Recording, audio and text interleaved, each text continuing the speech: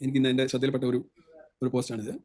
ഇത് ഇപ്പോൾ Greenland America വേണം എന്ന് പറഞ്ഞു കഴിഞ്ഞാൽ യൂറോപ്യൻ രാജ്യങ്ങൾ വളരെ നിസ്സഹായാവസ്ഥയിൽ നേറ്റോയിൽ അംഗമാണ് ഡെൻമാർക്ക്. മാറ്റ് ഫ്രെഡറിക്സൺ അവരുടെ പ്രധാനമന്ത്രി പറഞ്ഞു കഴിഞ്ഞു, ഒരിക്കലും ഈ ഗ്രീൻലൻഡ് ഓട്ടോണമസ് ആണ്, ബട്ട് ഗ്രീൻലൻഡ് ഡെൻമാർക്കിൻ്റെ ആണ്. ഇതാണല്ലോ അവർ ഓട്ടോണമസ് ആണ്, പക്ഷേ ഡെൻമാർക്കിൻ്റെ ആണ്. അപ്പം ട്രംപ് പറഞ്ഞ കാര്യം ഞങ്ങൾക്ക് എങ്ങനെയാലും വേണം, കാരണം ഞങ്ങൾ വേറെ എണ്ണയ്ക്കോ പിന്നെ അതിനൊന്നും അല്ല നോക്കുന്നത്, ഞങ്ങളുടെ സെക്യൂരിറ്റി ആവശ്യമാണ്.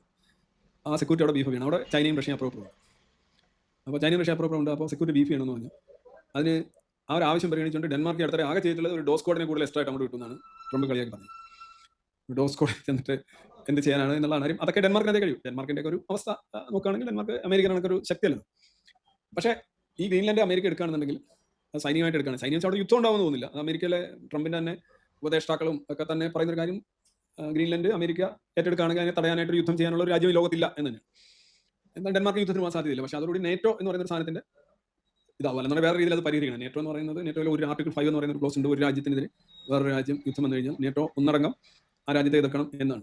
പക്ഷേ ഇത് അമേരിക്കയാണ് വരുന്നതെങ്കിൽ നേറ്റോ എന്ത് ചെയ്യാനും? അമേരിക്ക ആണ് കഴിഞ്ഞ ഏറ്റവും പ്രീവിയസ് ഇയർ നോക്കുകയാണെന്നുണ്ടെങ്കിലും നേറ്റോയുടെ മൊത്തത്തിലുള്ള എനിക്ക് $1.3 ട്രില്യൺ ആണ് അവരുടെ സൈനിക ചെലവ്.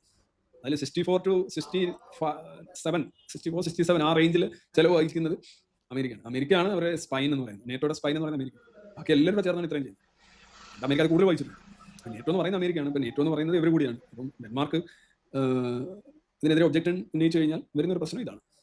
ഞാൻ ഇത് പറയാൻ കാര്യം, ഇത് ഒരു മാപ്പ്, സാധാരണ നമ്മൾ മാപ്പ് കാണുന്നത് ഇങ്ങനെയാണല്ലോ, ഇങ്ങനെ ഒരു ഹൊറിസോണ്ടലായിട്ട് ഒരു പൊതിഞ്ഞ സാധനം. നമ്മൾ പ്രധാനമായിട്ട് ഒരു ഉണ്ടംപൊരി അല്ലെങ്കിൽ ഒരു ഗുണ്ട്, അല്ലെ, ഗുണ്ടെന്നൊക്കെ പറഞ്ഞാൽ തിന്നുന്ന സാധനമാണ്, അല്ലെ ഉണ്ടംപൊരി. നമ്മുടെ പേപ്പർ ഇട്ട് പൊതിഞ്ഞിട്ട് ആ പേപ്പർ നിവർത്തിയെടുക്കുക.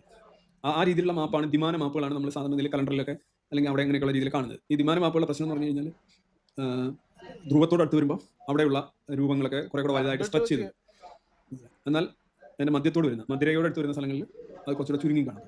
അപ്പം ആ വലിപ്പം സംബന്ധിച്ചുള്ള വളരെ യഥാർത്ഥമായ ഒരു ചിത്രമാണ് നമുക്കൊരു ദ്വിമാന മാപ്പ് എപ്പോഴും നൽകുന്നത്.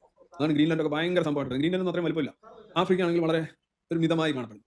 ആഫ്രിക്കയ്ക്ക് ഭയങ്കര വലിപ്പമാണ്. റഷ്യ ഇത്രയും വലിപ്പം കാണാൻ കാരണം റഷ്യ അപ്പർ സർക്കിളിൽ കിടക്കുന്നതുകൊണ്ടാണ് റഷ്യക്ക് ഇത്രയും വലിപ്പം നമുക്ക് മാപ്പിൽ തോന്നിക്കുന്നത്. അതൊന്നും ഇപ്പോൾ അലാസ്കയൊക്കെ കണ്ടിൽ കിടക്കുന്നത് എല്ലാം വളരെ വലിയ സാധനമായിട്ട്. പക്ഷേ മധ്യരയോട് അടുത്ത് വരുമ്പോൾ അത് യഥാർത്ഥ വലിപ്പത്തിലേക്ക് കിട്ടുന്നത്. അതുകൊണ്ടാണ് ആഫ്രിക്ക നമ്മൾ കരുതുന്നത് പോലെ ലോകത്തെ ഏറ്റവും വലിയ രണ്ടാമത്തെ ഭൂഖണ്ഡമാണ്. പിന്നെ അവിടുത്തെ ഓരോ രാജ്യങ്ങളൊക്കെ കാണുമ്പോൾ ഇന്ത്യയുടെ പഠിച്ച് നോക്കുമ്പോൾ ഇന്ത്യ ഏതാണ്ട് അതേ രീതിയിലൊക്കെ വരുന്നുണ്ട്, വലിയ വ്യത്യാസം പറ്റില്ല. പക്ഷേ താഴോട്ടും മേലോട്ടും പോകുന്ന രാജ്യങ്ങളോട്ട് നോക്കുമ്പോൾ ആഫ്രിക്കൻ അല്ലെ ഭൂമധ്യരേഖ, ട്രോപ്പിക്കൽ 23 നോർത്ത് സൗത്ത് കിടക്കുന്ന രാജ്യങ്ങളെല്ലാം ഒരു ലിമിറ്റഡ് സൈസ് ആയിട്ട് തോന്നും. അങ്ങനെയല്ല, തെറ്റായിട്ട്. അപ്പോൾ അങ്ങനെ വരുമ്പോൾ പിന്നെ മാത്രമല്ല ഈ മൊത്തത്തിൽ ഇങ്ങനെ വരച്ചിട്ടിരിക്കുന്ന സാധനങ്ങൾ ഈ ഗ്ലോബ് പൊതിഞ്ഞാണല്ലോ. അപ്പം അത് ഇങ്ങനെ വെക്കുമ്പോൾ ഏത് രാജ്യമാണ് ഏത് രാജ്യത്തിന് അടുത്ത് കിടക്കുന്നത് നമുക്ക് ശരിക്കും അറിയാൻ പറ്റില്ല.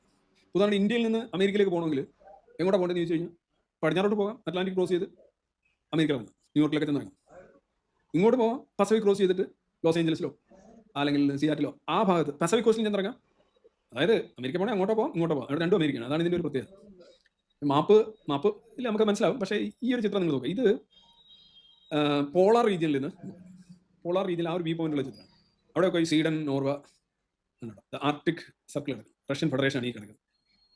അമേരിക്കയായിട്ട് ഇവിടെ യുണൈറ്റഡ് സ്റ്റേറ്റ്സിന്റെ അലാസ്കയായിട്ട് വരുന്നുണ്ടല്ലോ. ഇത് വളരെ കോംപ്ലിക്കേറ്റഡ് ആണ്. ഈ പടം നിങ്ങൾക്ക് ദൂരം നോക്കുകയാണെങ്കിൽ ഇതിന്റെ മേലെ പറഞ്ഞാൽ മതി. അപ്പോൾ ഇതാ കിടക്കുന്ന ഇതാണ് ഗ്രീൻലാൻഡ്, കാനഡ, ഇത് അമേരിക്കയുടെ ഒരു ഭാഗമായിട്ടുള്ള അലാസ്ക ഇവിടെ വരുന്നു. അലാസ്കയും ഇതുമായിട്ട് ഒത്തിച്ചു വരുന്നു. ഇവിടെയാണ് ബെറിംഗ് സ്ട്രൈറ്റും ബെറിംഗ് ബ്രിഡ്ജും ഒക്കെ ഉണ്ടായിരുന്നത്. പണ്ട് ഐസ് ഏജിന്റെ കാലഘട്ടത്തിൽ 18,000 years എഗോ ഇത് ഒരുമിച്ചുണ്ടായിരുന്നു. അപ്പോൾ അതുകൊണ്ടാണ് ഇതിലേക്ക് അലാസ്ക അലാസ്ക ശരിക്കും അടുത്ത് കിടക്കുന്ന കാനഡ ആണെങ്കിലും അലാസ്ക നേരിട്ട് US-ന്റെ നേതൃത്വം. ഞാൻ പറഞ്ഞത് ഈ ഡെൻമാർക്കിന്റെ സ്ഥലമായിട്ട് കിടക്കുന്നത് ഗ്രീൻലാൻഡ്. ഡെൻമാർക്ക് ഇവിടെ ആയിട്ട് വരും.